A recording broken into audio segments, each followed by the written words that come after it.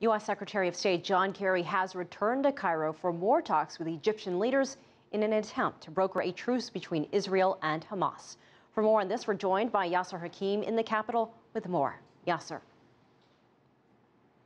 Yes, in his meetings in Israel, the U.S. Secretary of State is trying to narrow the differences between Hamas and Israel, especially concerning the Egyptian initiative. He said that he will only concentrate on the Egyptian initiative for a ceasefire, which was accepted by all international mediators, the European Union, the US, the EU, Arab states, most of the Arab states, and Israel, but rejected by Hamas and Qatar. Now, what he said is that he doesn't mind a ceasefire. Egypt said they want a ceasefire first and then talk about details later.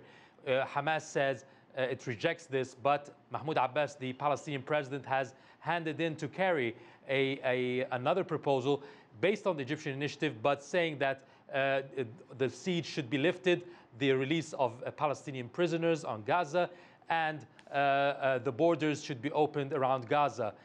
What Kerry will do on Thursday is hand over these Palestinian demands to the Egyptian president and Egyptian officials and try to get an acceptance from their side so that all sides will sit together after a ceasefire that should take effect immediately if all sides approve on Thursday.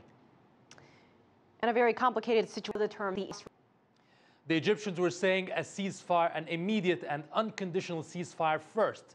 While it should not be unconditional, they want to release the Palestinian prisoners, they want to open the borders around Gaza, they want to lift the siege. Whereas Egyptians are saying, let's stop the bloodshed, let's have a ceasefire to avoid any more killings or death tolls with civilians, and then sit and talk about all the other details, instead of talking about details where people are getting killed.